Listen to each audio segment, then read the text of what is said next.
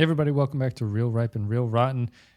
Clay, we're returning to the motherland. We're going back to mainland Europe, which I don't think we've been since maybe the first movie we ever did 6 years ago, which was that Patrick Stewart European shot in Slovakia Christmas movie. Yeah.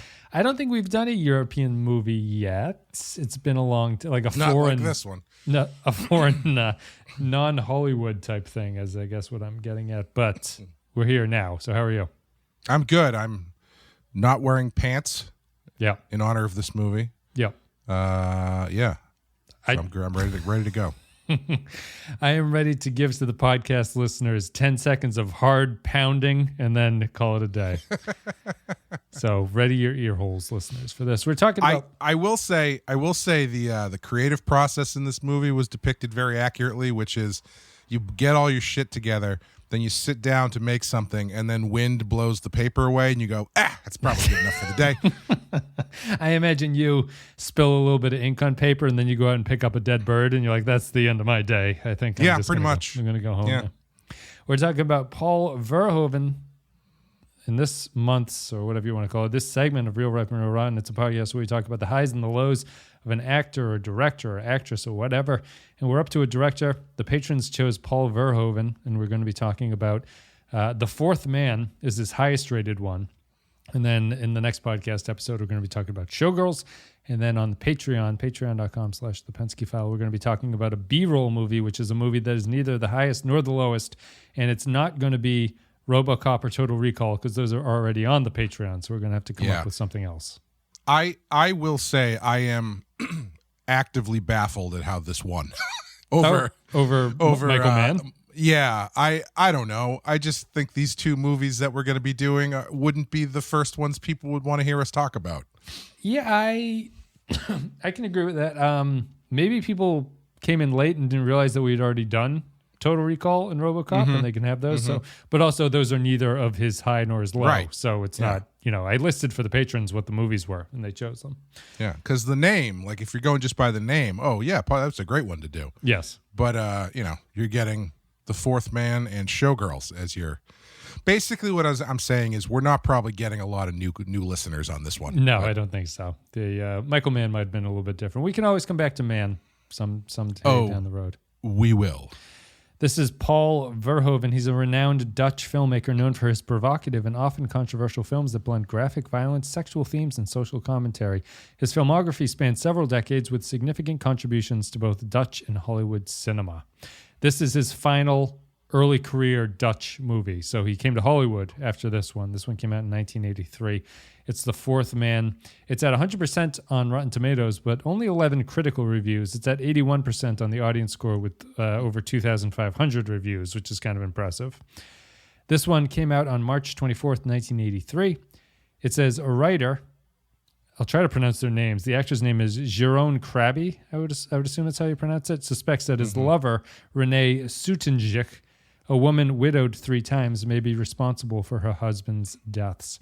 There is no Rotten Tomatoes critical consensus on this, I assume, because it doesn't have enough critical reviews to AI generate one. But this is it. This is his last Dutch movie before he came over and did some Hollywood movies after that. What was his first Hollywood movie, Clay? Do you know? Based on IMDb, it says Flesh and Blood, but I don't know if that's a Hollywood movie. I still think that's... It is? Yeah. Flesh and Blood is first... Well, it's an American film, so maybe it's independently produced or something, but it claims it's Hollywood. Oh, yeah. I mean, it's got Jennifer Jason Leigh in it. So. Yeah. That's big. Then he did RoboCop after that. But 1985 was Flesh and Blood, so it's 2 years after this one. I'll tell you, watching this movie... My first instinct was get this man a movie about a robot police officer. You can see it. You can see where the whole genesis came from. Had you ever heard of The Fourth Man or seen The Fourth Man before? No, never heard of it. No. Yeah, I was... The only main chunk of Verhoeven movies that I was aware of was Flesh and Blood.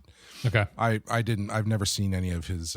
Spetters is apparently his most famous Dutch one, I guess. I have not seen that either, but it's a teen drama that examines the lives of the young motorbike racers. So that's interesting.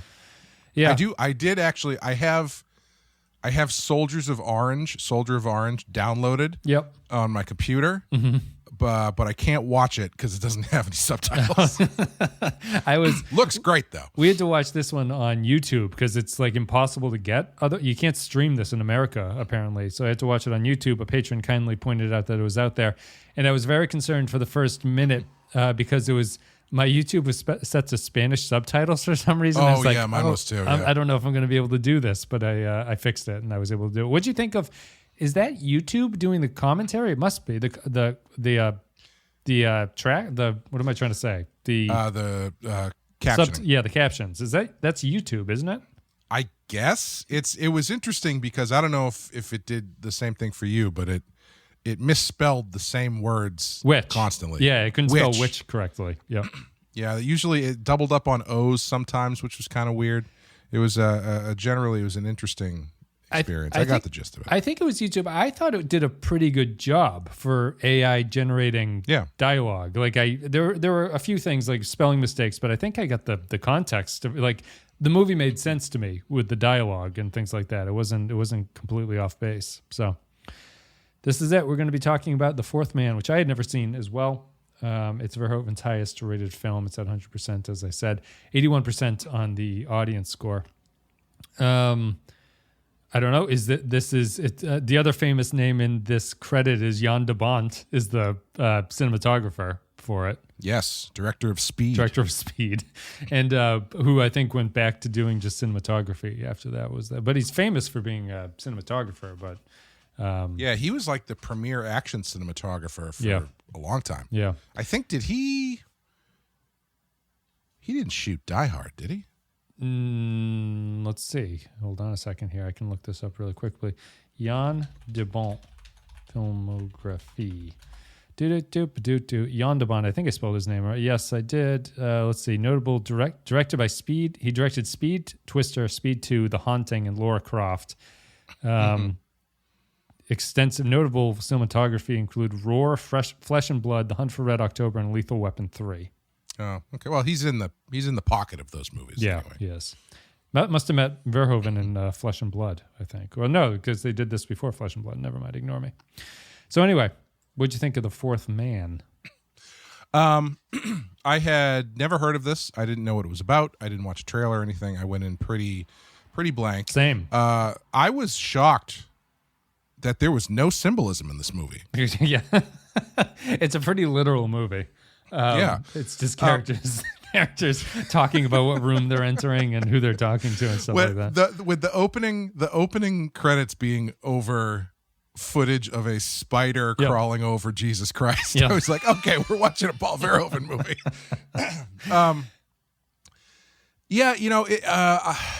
I thought it was really interesting because it was a lot more surreal than I was expecting. Because when I think of Paul Verhoeven, my first thought isn't necessarily like dream sequences and hallucinations and stuff. Yeah.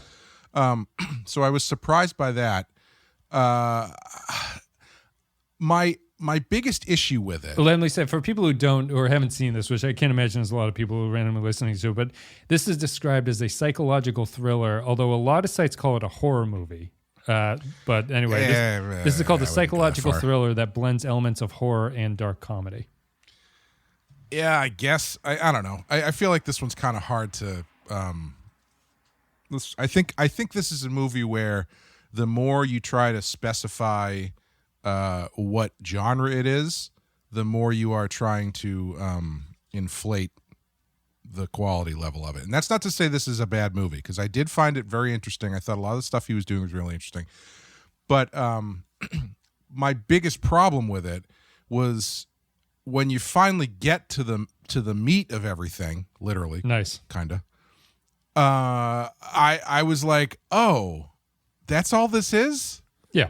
Like it's got so much weird sexual stuff and weird symbolism and all this kind of stuff. And then they have this reveal of his girlfriend having a tomb full of 3 dead husbands that was like actively silly.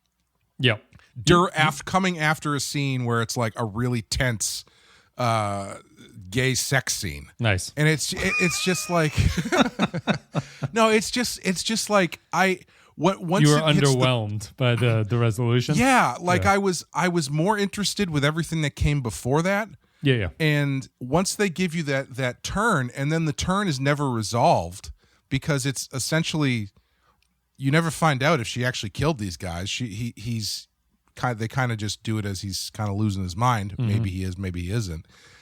I don't know. I just by the end of it, I was kind of like, oh, I don't really know if that was all worth it. Yeah, and it all but just to on the end. Yep. It all felt once it got to that point, and that's all that it was. It made me look back on all the stuff I really liked about it and think that, oh, this is just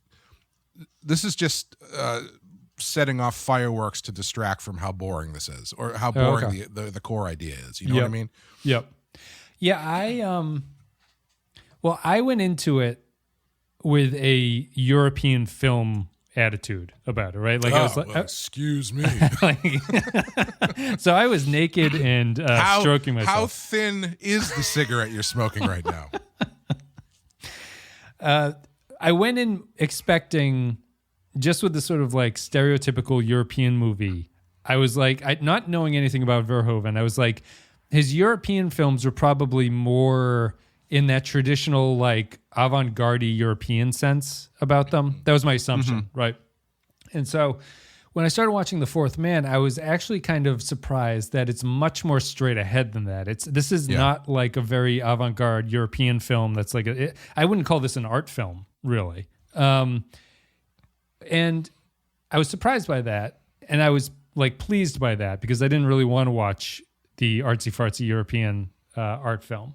Mm-hmm. And I found this, I liked this movie. I don't think it's like, it's not like an A+ to me, but it's like I enjoyed watching the movie the whole way through. And I think that my European expectation came through in the sense that I never really watched it thinking that it was going to amount to anything. Like I never, in the sense of like, I couldn't get to the end and be disappointed because I was like, this feels to me, or my expectation of this European movie is it's just going to be this kind of like psychosexual weird scenes between people, you know? Mm-hmm. And I would agree with you that the reveal is rather underwhelming. And I can sort of ask you a question about whether or not you think that that's for one reason or another. But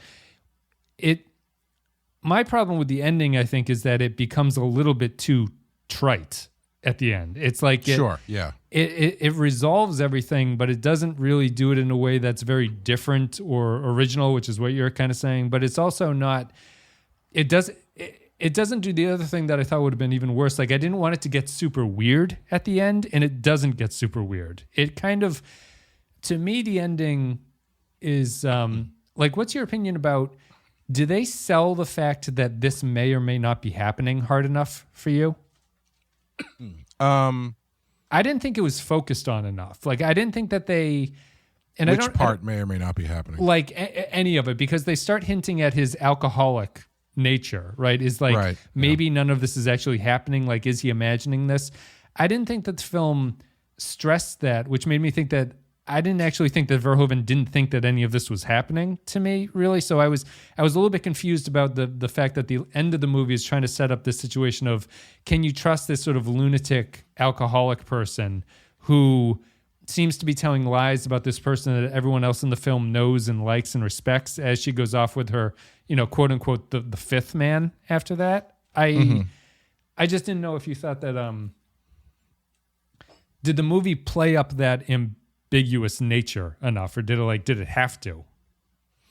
I didn't think that it really did, because if that's what they were going for, they kind of undo it by the scene in the hospital, because the guy he was driving with is there and he's dead. Yeah. So it's tough to make that something that didn't happen at that point. But that still fits in the fact that these could all be accidents, right? Like I thought the movie did a very good job of all of her lovers' deaths could be accidents that you could interpret a different way, because the movies before, so she has these sets of movies that are very much like that horror movie with Ethan Hawke where he watches the videotapes. Oh, yeah. He sits down and watches these, and it's all the female character, her husband's going off and doing something, and then they apparently die, but you don't see what kills them, from it. So the best one is the guy with the steak and the lion cage. But like even that's also the best example because it's absurd and very silly and dark comedy, but also you can't really tell me that she set him up to die that way. You know, right. he ran out with a steak into the lion den and died. I mean, I think there's... So I think one of the things that I did like about it, and that's not to say I didn't like it, because I like you, I did enjoy watching this all the way through. I thought it was, especially for a Verhoeven movie, I was pretty interested in it because it's stylistically pretty different than the other stuff that I've seen of it. It is, yeah. One of the running things that I did really like was how anytime somebody offers him a drink, he says no and then drinks harder than anybody else in the scene. Like it is a comedy, right? Like Verhoeven's being intentionally funny in a lot of these scenes, I think. Oh, sure. Yeah. He has a strange sense of humor, but he'll do the things like the steak was very funny, and the drinking is very funny, and just the sort of like the guy is like the main character's what the hell's the main character's name? I'm forgetting his name now. Gerard. Gerard, yeah. He's is that his first name or last name? Gerard Reeve. Gerard Reeve is his name. But he's like so slimy that it's kind of funny in a lot of ways. I like the way he goes about things. But yeah, sorry, I didn't mean to interrupt, but I do like the movie was described as being a dark comedy, and I wouldn't call it overall a dark comedy, but I do think it has intentionally funny moments in it. Yeah. I did think that the drinking thing and the scene where he gives the speech to the group kind of, I think, lays out what they're kind of doing here, where he gives that says that thing about they repeat it in the last scene where he says he tells something about lies. lying. Yeah, he tells lies the truth or something. He tells lies truthfully or something like that. Yeah, I lies the truth, I think is what he says. Yeah. And if you extrapolate that out to the whole movie, then yeah, I think that's kind of what they're doing. But I don't know if it's 100% successful in that way. Yeah. Because they do so much stuff for me personally, I thought they did so much stuff up front to set up well, I guess technically it's all his own psychosis or whatever, but like the thing that I kept waiting to pay off was the hotel. Yeah. Because when he sees that picture of the hotel, that like or he has that dream about the hotel or whatever, that I was expecting that to be something that had happened to him in the past. The way that they do like the shocks, the scare chords, and they push in on it and all that kind of stuff. Yeah. But in retrospect, I mean, it's kind of more of a premonition than anything else, because he gets the room key for number 4, and then he goes there, and the number turns into an eye, and then the eye pops out. A lot of eye. And he has that. He's running that con about being a psychic with her to meet her lover, the other lover. Yeah. So yeah, I think for me it was just when I was really into all that stuff, but it was just when it did reveal itself at the end. I agree with you. I just think it was so trite that it made me not like the stuff that came before it as much. Because I'm not really sure what kind of ending I would like in this movie. Mm-hmm. But you were waiting for the 15-minute threesome scene to happen at the end, which does not happen, surprisingly. Yeah. I wanted just more full frontal male nudity is what I wanted. But yeah, it just. I think also because the scene where they reveal the urns is so silly. Yeah. Like it just plays so silly as this guy's getting a blowjob, and then they do like a Hitchcockian reveal. Yes, they look at each of the mazes. Yeah. Of these I'm just like, what am I supposed to be feeling here? Like the tone is all over the place. But like all the stuff leading up to it, I thought was really good. Like the dream imagery of the woman and him seeing the stained glass window that turns out to be the door of the crypt or whatever. Yeah. I thought that paid off pretty nicely. But yeah, I don't know. It just when it got to the end, I was kind of like, that's fine, I guess. Yeah, so I think that I think the movie's biggest weakness is that it's one of those movies where, and this will sound strange. There's like a lot of like, I guess, context to this. So we just did the Deadwood podcast, which is Something Pretty. If people are interested in that, you can look up Something Pretty. But Deadwood's thing, right, is that there's a lot going on in that show, and a lot of it doesn't pay off, and you're really just there for the moments in it. Sure. And I think that this movie is kind of the same thing, really, in that I think it's a less successful version, because I think Deadwood, when it hits themes, it hits them really well. Like the themes that it wants to hit, it hits it, and it accomplishes its goal. I think that this movie is one of those like semi-early director movies, and maybe it's this European influence, where it has like 17 different ideas it wants to do. Right, yeah. And it's trying to jam them all into one story. And I think that because there's so many ideas and themes, there's like the God theme, there's the gay, there's like the bisexuality theme or the straight theme, there's the alcoholic theme, there's the theme of like whether or not this is happening in your head. There's this idea about like what it means to be an artist is another thing that's running in through it. And I think that it just has so much going on that it has no time to focus on anything.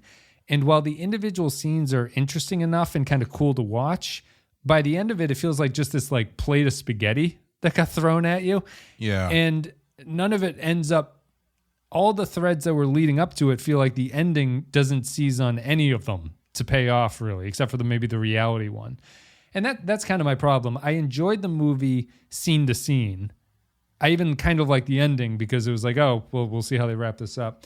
But if I were to, I can't claim that this is a great movie because I don't think it hangs together perfectly in the way that you want this movie really to. But if he had cut down on a couple of the themes and really focused on one or two of the ideas that I think that they do the best, it might have been a little bit tighter. But it just feels like a young filmmaker, even though this isn't his first movie, trying to jam all their ideas into their one chance to make a movie about something. Yeah. And it's a little sloppy in that way.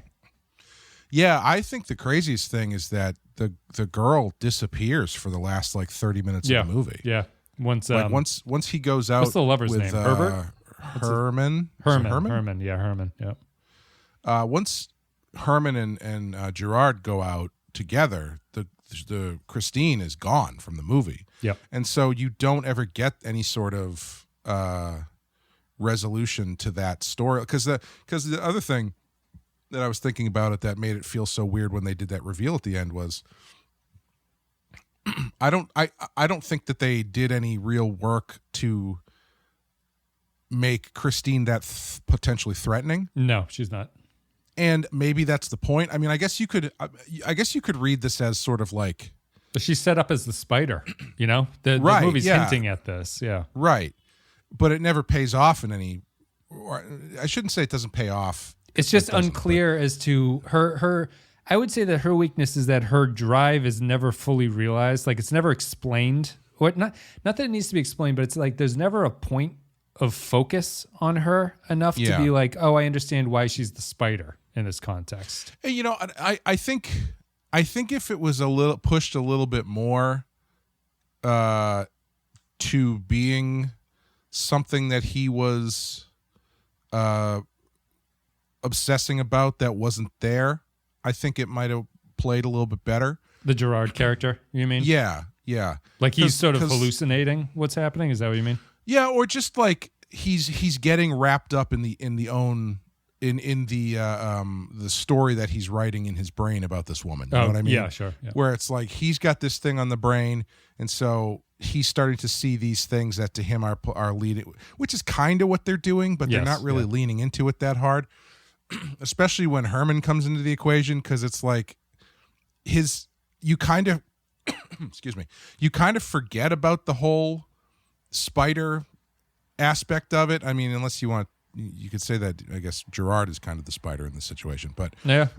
Once he discovers that she knows Herman, the whole focus moves to him getting Herman to come out so he can, make out with him. Yes. Yeah. And so like the focus kind of shifts away from, and I think maybe that's what makes the reveal that much sillier, is like it almost feels like that's not even the point of the movie anymore. Right. By the time that they get to that thing.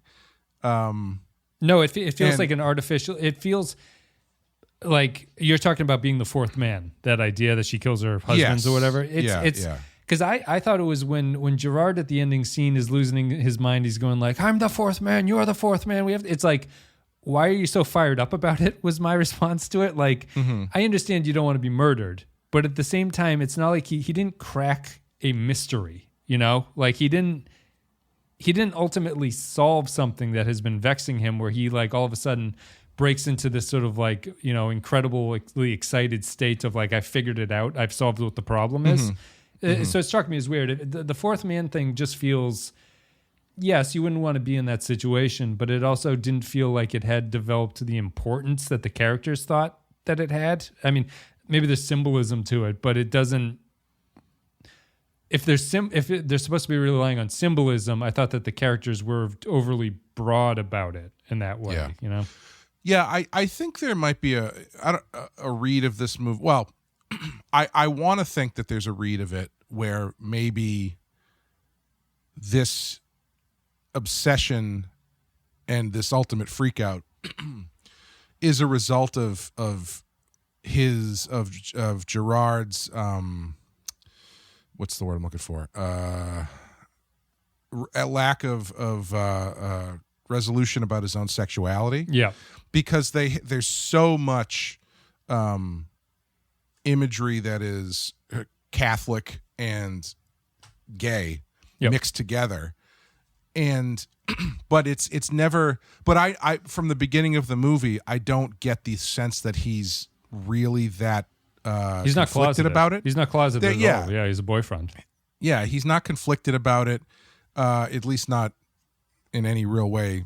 And it never like for instance, if this guy that he's going after, if Herman was like the first guy he ever went after, then maybe that might feel like it plays a little bit better, because like he feels he's got his own self-hating element baked into this, so he starts spinning this story about this woman, and and then when he finally hooks up with this guy, then he finds out, no, I can't be the next one, that kind of thing. Right, yeah, and so when Herman gets killed, he feels so relieved because the Virgin Mary came to him in a dream or whatever. Oh, sure. Yeah, he's saved by his piety. Yeah, like that could be interesting, and I mean, but I don't get the sense that that's what they're doing. No, but I think that's the weakness in like the Christianity theme. That's the weakness to me, is that it doesn't seem. It seems like it's just being. I found some clip about Arnold Schwarzenegger is talking about Verhoeven, right? And he's just saying like.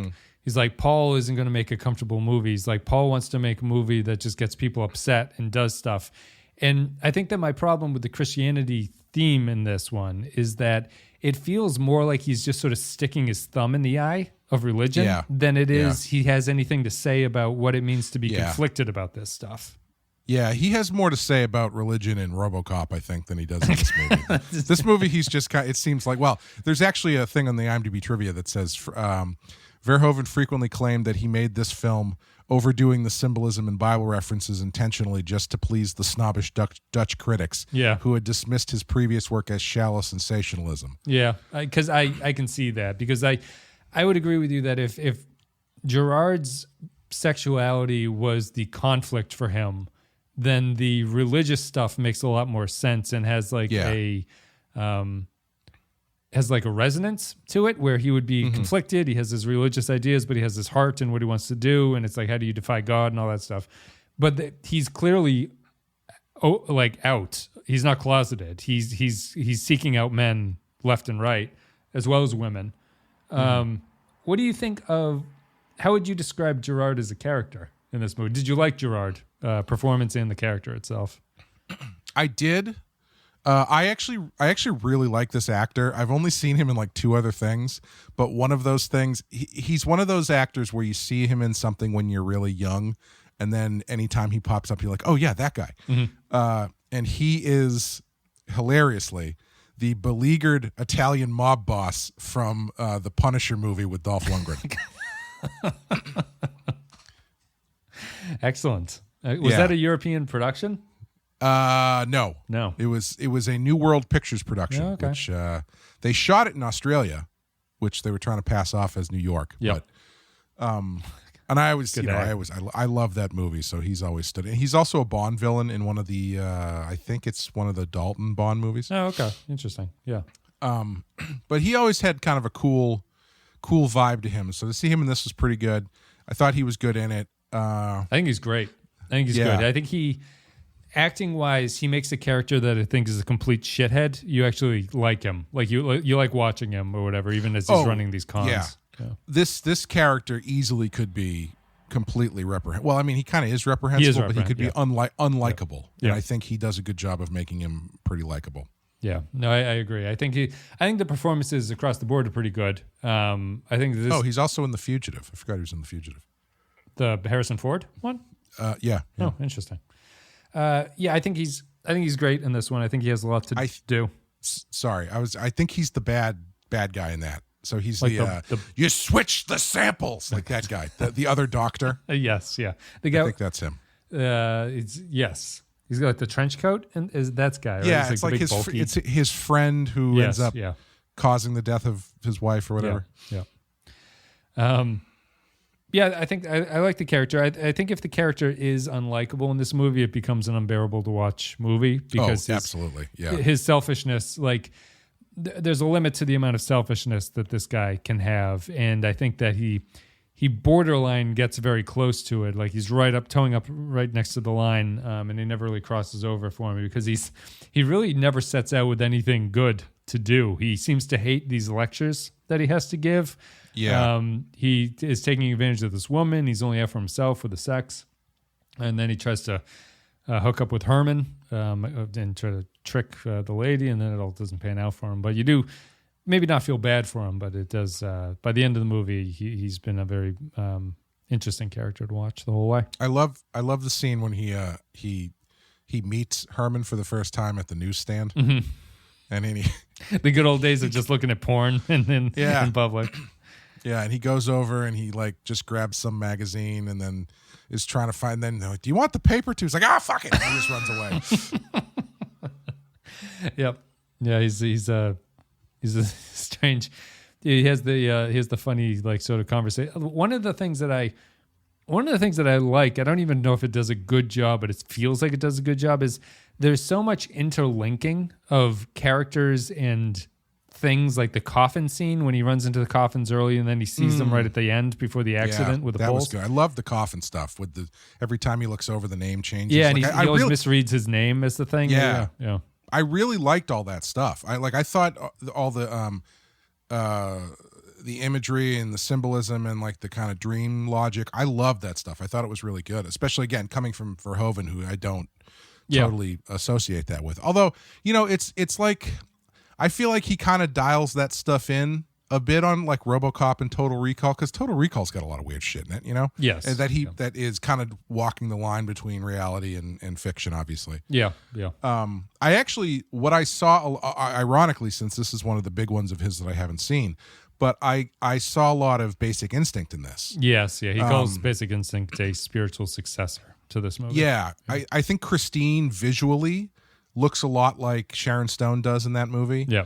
And of course they have the famous scene from Basic Instinct is she's like having sex with the guy and reaches into the sheets and pulls out an ice pick. Yeah. And they do in one of his dreams, they do that, but she pulls out the scissors. Yeah. A lot of castration fears.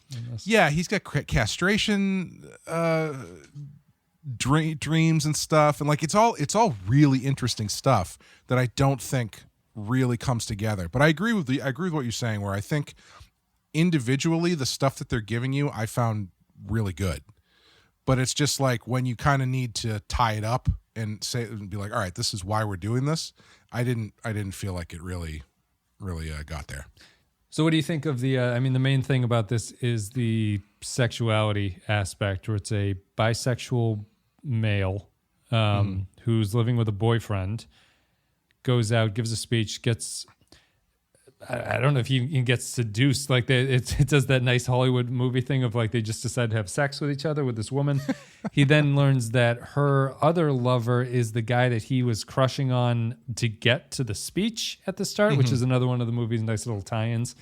And then he decides that he wants to have sex with the guy, and he's going to use Christine, another symbolism of Christ is in the name, to get to this guy that he's going to have sex with, and then they learn that she's killed all her prior husbands, and they're going to be the next one, hence the fourth man. They're going to be the fourth man killed. Any thoughts about the sexuality in this movie? Mostly, I'm kind of interested in what is this movie saying about sexuality, or is it saying nothing about sexuality? I was, man, God love Verhoeven. You know, he just literally puts it in your face. Like that first scene when he gets out of bed and he's nude enough, but then he comes down the stairs and this camera's at the bottom of the stairs. And so you just see him walk his dick into frame. And I'm like, man, this guy's amazing. Yeah, you know, I don't know. I don't know what it's saying because I think going back to what we were just talking about, I'm not sure what he is trying to say, if anything. Yeah. Feels similar to the religious stuff to me, that it's like it's scandalous for being scandalous, if you want to call it scandalous. I mean, there's to me, the sexuality stuff is all kind of fine and semi-interesting. I have like my own personal issues with like how much I can get into it and how much I'm supposed to think that this is like a believable is the wrong word, but like how much I buy into the situation, or I think that something like this is like being portrayed in a way that I think reflects any kind of reality, even if it's symbolic or anything. The one issue I have is that I don't know if this is just a homosexual like cliche or bisexual cliche. The focus on him having sex with young boys is disturbing, and they never really they never clarify that. It's just that Gerard always says when he's having sex with someone, he's like, you look like a young child, basically. And he like goes out of his way to make them look that way. And I can't tell if this is supposed to be like a sort of like homosexual like shorthand or something. You know what I mean? Like I don't know if he's saying something more sinister, or if it's just like a lost in translation type thing, but it's the most disturbing part of the movie that I think if it's unintentionally disturbing is like a bad choice that they made. Maybe it just hasn't translated well, but I didn't know what to think about it. Well, I actually found that stuff to be the most interesting part of the sexuality that they were doing. Because like, again, I'm like, okay, this is interesting. What are they doing? You know, he's clearly got this fetish or whatever, or they're doing this comparison, but then it doesn't amount to anything. Right. So like those scenes were interesting to me in that, okay, what is this saying about his character? But then that never progresses anywhere. I honestly think that this movie should have ended with him killing Herman. And I know technically it does, but more explicitly killing him, because the other movie that I was thinking of as I was watching this whole thing was American Psycho, where there's this idea of who he thinks he is fighting with the reality of who he is. Yeah. And I just, you know, it opens, the first scene in the movie is a fantasy of him murdering his boyfriend. Yeah, yeah. And then when he goes to Christine's house, when he gets out of the shower, he finds her bra, which he had killed. Wraps it. Yeah, which he had killed the boyfriend in his initial dream. He kills him with a bra, chokes him. Oh, really? Is it a bra? I didn't realize what it was. And he, you know, wraps it around his hands in a way like, you know, turning it into like a garrote. Yeah. And it did set up a really great, I think this was intentional, a really great bit where anytime he like reaches for something like that, you think he's going to kill something. Like when he's on the train, the best one was when he's on the train and the lady comes in with the screaming child. He like very casually pulls out his tie and wraps it around his hand, but then puts the tie on. I was like, okay, that was pretty good. But like, you know, so I feel like again, this is kind of adding stuff into it that isn't explicitly or even, what's the opposite of explicit? Implicit. Implicitly playing with, where like that final scene in the tomb, right? Yeah. If he kills Herman in an explosion of his own sexual fear and self-hatred that he's clouding or conflating or using as an excuse this idea that Christine is looking for a fourth person to be her dead husband, and then he kills Herman and leaves him there, and now he's literally the fourth man in the tomb. You know what I mean? Yeah. And like it's sort of this, which he's now rationalizing as, oh, he has saved himself from becoming the fourth man. Like I feel like him actively killing somebody feels like what this is driving towards. Yeah. But he ends up being incredibly passive for the whole movie. Yeah. It's he kind of reflects the voyeurism thing of like that I think Verhoeven mostly kind of likes to do. Like the scandalousness of it is mostly just a voyeuristic thrill that he's trying to give the audience. It doesn't amount to much. The first scene where they drove through where those wrought iron poles were, I was like, oh, that's going through somebody's face by the end of the movie. They need more effective road blocking in Europe. If you're going to be moving that amount of heavy metal around, you can't just have the roads wide open. I will be, if I'm being honest, I will say I was expecting better from the special effects. Oh, the death? Only because in my mind is RoboCop and Total Recall, which have some of the best, blood explosions and kills ever. But I was impressed just because I had kind of when the accident happens and he gets impaled by the steel rebar or whatever, I had forgotten the whole eye imagery that they've been playing with, and you see it at that moment. But it's this is like Danish bisexual Donnie Darko. But I think the most interesting thing for me about this, looking at this as a whole, is it almost feels like this movie was made 10 years too early. Like if this movie was made in 1993, I feel like it plays more as almost like a satire of the erotic thriller genre. Yeah, sure. Which at this point in 1983 hadn't really been established yet in any real meaningful way. Do you not think that would you say that the Hollywood erotic thriller is a Hollywoodization of this kind of movie, though, right? Like that makes sense, right? Yeah, I mean, it's definitely a more conservative, conservative, straight thing. Version of it. Yeah. Well, because I think that's like that's what's so interesting that he chose Douglas, right? Like Michael Douglas is interesting because he's the star of. I really wanted to do Michael Douglas as the actor. It's unfortunate that none of his best movies are the highest or the lowest for those. Really? He's one of those weird ones. But like the movies that made Michael Douglas are the erotic thrillers of the 80s and the 90s, right? Right. Yeah. But the thing that with the Hollywood is that they have to go out of their way to. The Michael Douglas characters are not like this guy. They're not Gerard. Like Gerard is reprehensible, but the American movies have to kind of like find a redemption arc for that character. And this character doesn't. His wife always has to welcome him home. Yes, he has to. And she has to help kill the evil woman or whatever. Yeah. And I love those Michael Douglas movies, but there's a big difference between like you need that kind of actor for that role versus what you get here with these characters. And I think that it like that narrative, that satirical thing can kind of, I can see the satirical thing of like you just kind of make it like a shitty character as opposed to someone worth redeeming. But sorry, I interrupted. You were just talking about the move into 10 years too early. Well, I think this probably has more in common with like Gone Girl or something like that. Yeah. Where Gone Girl is kind of a modernization of the erotic thriller thing that's kind of playing on the expectations of everything that's come before it. But this exists before all those cliches and stuff are built into it. Yep. So I think this idea of this shitty guy who falls in with this beautiful woman and he starts to, well, actually I was describing it to my girlfriend and then she goes, oh, like, so I married an axe murderer? And I was like, well, no, I mean, it's not like that. And I explained it again. She's like, yeah, like, so I married an axe murderer. I was like, oh, you know what? Actually, yes. Like, So I Married an Axe Murderer is the American version of this movie, where he hooks up with this woman and he believes her to be a murderous killer, but it ends up to be her sister at the end or whatever. But which also great underrated Mike Myers movie. Yeah. Did you? Yeah, I find like for the movie being characterized as an erotic thriller.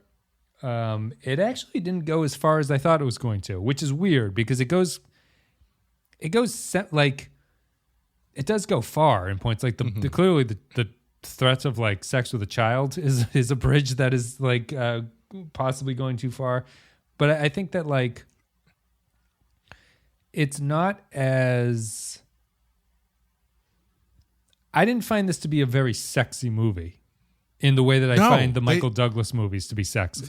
The only crime committed in this movie is that this woman only has bad sex. Yes. Yeah. Like it's a crime committed against her, where the two guys in this movie are, one of them is, he's done in 10 seconds and the other one is also done in 10 seconds. And he's like, I haven't done this in 20 years. Was that intention? That's intentional, right? Like they were, because I really like after their initial thing, he finishes very quickly and then is like kind of talking shit about Herman finishing quickly. And it's like the movie is aware that what they showed us, right? Yeah. Yeah. And like I think the problem calling it an erotic thriller is there's no eroticism between these. Like that first sex scene, I guess, it's it's kind of sexy or whatever, but until he turns her into a young boy. Yes. Yeah. But then after that, it's like she goes to work. Yes, at the salon. they kind of split up, and he's like, "Yeah, I guess I'll write for a while." Like, there's no heat or anything there. It's not like this thing that he's suspect of is at odds with the animal passion that he feels for this woman. Or there's nothing there. There's nothing like that in there.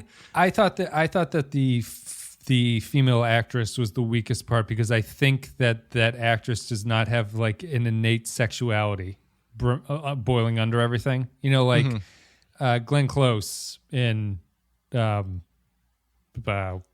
not Basic Instinct, Fatal Attraction. She had there's like a real like fuck me energy that those actresses have to pull off. And I couldn't tell if it was like the Dutch semi-Germanic thing going on here, but she doesn't come across as particular. Like, what's so interesting that they hook up is that she at the party, she wasn't really giving me like fuck me vibes the whole time, So it's like it's a jump that they managed to get together. I mean, I guess the most passionate interaction is the crypt interaction, and the one where it's just him and Herman talking at the breakfast table when Christine leaves. Like there's some real like stuff boiling there, but overall I would agree with you. Like I didn't find this to be a particularly like, wow, this is a hot sex scene kind of movie. Like it doesn't have any of that stuff, and the conversations aren't that sexy. There's not a lot of like flirtation. There's no flirtation in the movie, which is fascinating. Maybe that's a European thing, but it's not a movie that's like dripping with this sense of like, oh boy, everyone's going to get it in the end, one way or the other. Yeah. It has that sort of, like I feel like with different actors, maybe the dialogue comes across as more flirtatious, or maybe it's because we don't speak Dutch. I don't know. Yeah, maybe. But like there's that, they have that first interaction they have together has that dialogue where it's like, well, I need to get home. I have to make the last train. She's like, well, I mean, you could stay at my place. He's like, oh, well. We'll see if I make the last train. Like you can build the sexiness into that, but it wasn't coming across here. And that might just be a language thing. I don't know. It could be. Yeah, I didn't. I certainly, even if it's not, even if it is a language thing, I didn't feel her performance wasn't.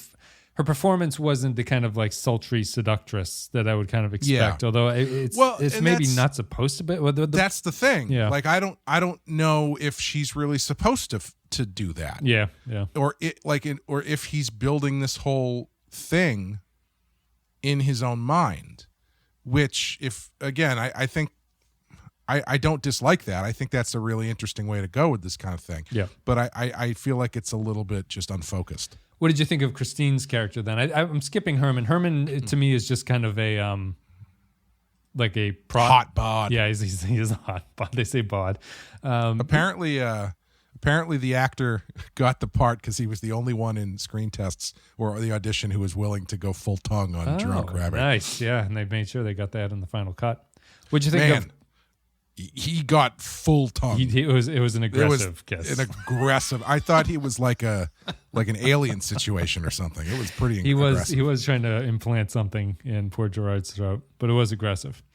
Christine, what'd you think of her performance? We haven't talked as much about her. Mostly, I think, because I'll taint your response a little bit. Haha. But she is. I think she's the character that suffers the most from the movie's lack of decisiveness about what is going on exactly. Yeah. Yeah. I would agree. Okay. Because, like I said, she disappears for the end of the movie. Yeah, and she's like on her sexuality aspect. I can't tell if is she playing the spider role, like, or is this just is Gerard so stupid that he's falling into a spider web and she doesn't even know that she built one for him? Right. You know? Yeah. Yeah. Again, that's the trouble. That's the tough thing. Is like I'm not sure how you're supposed to read it because if you don't really get a lot of sense that she's doing anything nefarious on purpose. Yep. And you don't really get the sense that Gerard is reading it that way for a while. Yeah. I guess he gets until he gets like drunk by himself. But yep. And he never confronts her about any of that, which I feel like is a scene that's probably missing, where he has some sort of confrontation or tries to get more information about how her husband's died or something. Yeah, and the more traditional American movie, he brings it up, right, and she seduces him and he forgets about it. Like that's the standard plot development, but that doesn't happen in this movie. That you get one scene that's kind of interesting. It may come at the wrong time. I'm not sure. Where when they're at the beach and he pretends to drown and she freaks out. Yeah. And like that's kind of interesting because I feel like that moves towards the idea that she is just unlucky as far as her husbands go, but they never do anything like that again, really. So What'd you think of the little movie, her home movies? I thought I thought they're very funny, but yeah, they are very funny. I thought those scenes. There's something about characters watching home videos in the dark is terrifying to me for some reason. I thought that scene was genuinely scary. But the deaths themselves are very funny. The lion one is just absurd. Like that guy is just a complete fucking dickhead. He runs into the lion den and throws a 24-ounce porterhouse steak at them, and he doesn't expect anything. Well, that's part of the silliness that comes later, right? And where you're only seeing what he is conflating the deaths to have been. What he thinks happened, you mean? Yes. Yeah, right. Yeah. So like the guy parachuting just hits the ground like a ton of bricks. The lion guy gets jumped like he's a friggin' like it's the John DeBont movie Roar, which is very interesting. Yep. Have you ever heard about that movie? That movie's wild. No, Apparently it didn't come out for years or whatever, or maybe it came out and then was locked away, where it was like they shot this movie in this lion preserve where every single person on the crew ended up getting attacked by a lion or something. If you watch the trailer for it, it's pretty wild. And then the best one, I think the best one is the husband who quote unquote drowned gets fucking run over by a speedboat. in a sequence that feels like it's in Austin Powers with the amount of time between the boat hitting him and him going, no. I just like that because as soon as his little single engine like rowboat started going off, that speedboat was just circling it like a barracudas around some prey or something, just waiting to crash into him. Yeah, they all died in strange deaths, and then this guy gets a pole in the face, and that's the end of Herman. Anything like I guess people, some of the reviews are mentioned on his bisexuality focus. I didn't think the movie had much to say about it, really. Like, he is bisexual, it seems to be, but it's also just kind of a... I guess the most interesting thing about the bisexuality is that is it unrealistic how little pushback he gets, or is he in like a friendly community type thing? I know this is a movie and it's all kind of like you have to advance for the sake of advancing. There's no one in the movie that like his lifestyle is not depicted as like any kind of controversial way. It's not. Right. There's no one pushing back, and there's no like the bisexuality thing seems to be fluid in the sense that like everyone is okay or down for it. Really. Mm-hmm. Well, he doesn't. Outside of his own home, he doesn't really broadcast it that much. It's no. Even to Christine, he doesn't really broadcast it. But No, I mean, I guess maybe the in the magazine with Herman when he first meets him, like it's fairly like overt what's going on. Yeah, he's definitely hitting on him. Yeah, yeah, it's, and I don't know. It's not that there needs to be something, but I guess it's just like I don't really know what it's saying about the sexuality because it's not approaching it from an angle that I would be considering realistic. But I guess I don't really know what the mores of the time were in the Netherlands or whatever. So it's hard to say. But I've seen Cruising with Al Pacino. I know what the mores of the time were. I know what they want to do. The whole fist is what the mores of the time were. So it's interesting, but I didn't think it was really, it feels like it's just something that's it's like an SEO search tag that you put on the movie. It's not anything that particularly means anything in terms of sexuality. Well, that's the thing is I can't tell if they're trying to do anything with it. Because as I was saying, I think there is something that you could explore there, but they're choosing not to do it. Yeah. But on the other hand, like, I don't know, I guess there's no reason not to have him be bisexual, I guess, right? I mean, because it's necessary for the plot. It's it just doesn't. There's nothing. I guess there's really just nothing interesting about the fact of the sexuality. The reason that it seems to be that way is that it allows more sex scenes to happen, right? Like it more evenly gets you to the next sex scene with the next character. But I just didn't think it was very illuminating about anything, or it didn't really have anything to say. But yeah, I guess that's it. Did you have anything else you wanted to say about The Fourth Man? Would you recommend this one? Do you think this is Verhoeven's best? No, I don't. I mean, I think it's really difficult to quantify this movie in relation to the movies he does after it, because like as I was joking at the beginning, this is 1,000 miles away from RoboCop and Total Recall. Yeah, right. Yeah. Like he when he comes to America, he makes his name doing very wild, out there movies in a way that I don't think most of his Danish movies are. I mean, they're out there in a different kind of way, I guess. Yeah. But like, he's not known as a subtle, symbolic. No, he's not subtle. Thoughtful movie maker. He's known as an action director. Yeah. Primarily. Action or erotic thrillers, I guess. But yes. He does action he does sci-fi movies and he does erotic thrillers in America. Yeah. So if someone came up to me and we were talking and they were like, man, I love RoboCop, I love Total Recall, I love Basic Instinct, I love Starship Troopers, what's the next Verhoeven movie I should watch? I would not say The Fourth Man. Mm-hmm. But if they've seen all of those, sure, why not?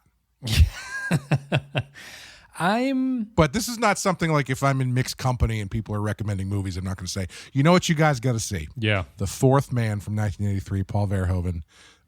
If you want to see Jerome Crabe's dick, it's right there for you. We have to pick our B-roll for this. Mm-hmm. Is there, like, I kind of feel I have to watch Basic Instinct to compare That's the big one I haven't seen, yeah. So okay. that was the one I was angling for.